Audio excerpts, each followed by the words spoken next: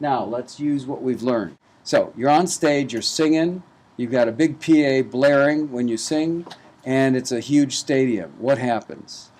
The sound travels from the speaker, goes into the stadium, it hits the back wall, it hits the side wall, it hits the other side wall, bounces around in the stadium, and it continues to bounce around. And as it does that, it's going in multiple, hundreds of thousands of millions of paths and creates a reverb sound. Big stadium, it'll become reverb. But it also has a characteristic delay component because it takes time for sound to travel the distance till it hits the first wall, and then the second wall, and the third wall. So you'll hear a delay, hello, hello, hello, but it'll be getting quieter and quieter and quieter as the energy dissipates, and it'll be picking up more reverb every time it bounces on a wall. And it'll be getting darker, right? It'll be getting less high energy because high frequencies have less energy than low frequencies, and as it bounces on walls, it loses energies just like a billiard ball loses speed as it hits the first bumper, then the next, but loses energy.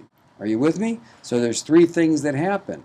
You hear multiple delays that get quieter, you hear more reverb on every delay, and they get less high frequency in every repeat.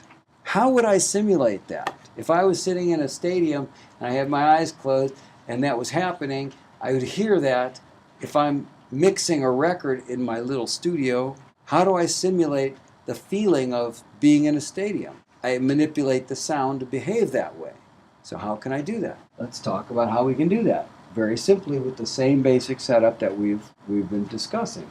Here's your microphone. You send it off, first of all, instead of to a reverb, you send it off to a delay. Because the first thing, remember, there's delays, right? So now this delay, your Send 6 in your Pro Tools or your Logic or whatever you're using, goes to your input that goes to a delay.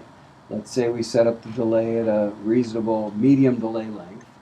And then we have another send here, Send 6, that can go back and feed back into it. So the more we turn it up, the more the delayed signal gets fed back to the delay, and back to the delay, and back to the delay. So therefore we get a feedback, right, or a regeneration, which goes hello, hello, hello, hello. But it's still the same, it's getting quieter and quieter because we're sending less of this signal back every time it comes through.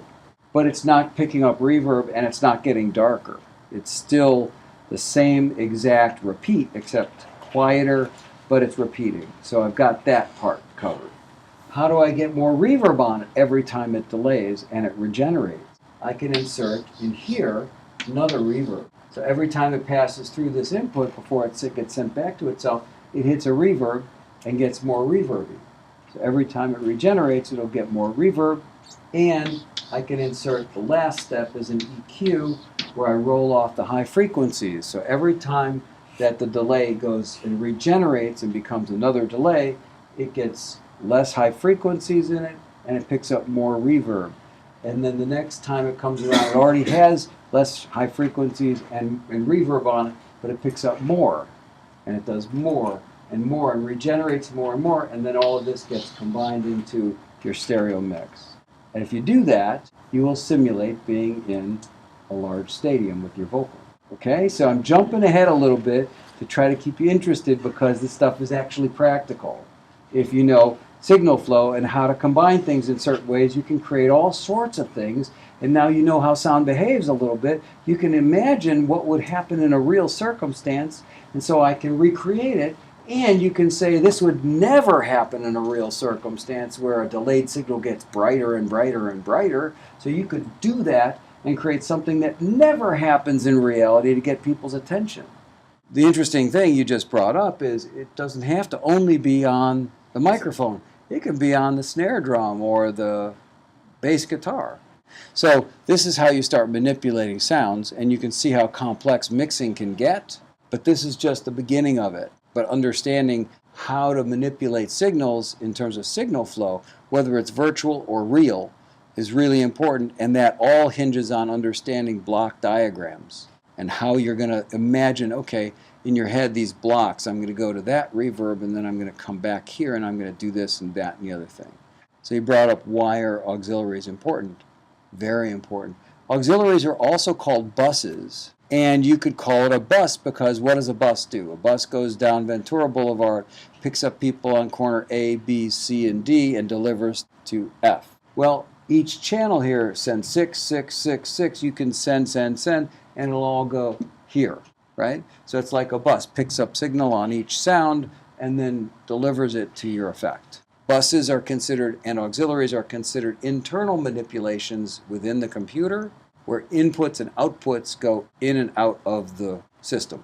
I mean, you can do whatever you want, which is wonderful. Or if you're in a live performance, I wasn't speaking about live sound, right? I was speaking more about recording. But let's say you're in a live venue and you're singing at the Whiskey tonight, right? You step up to the mic and you got your monitors so you can hear yourself. Not just what's going front, but it's coming back to you so you can hear yourself well.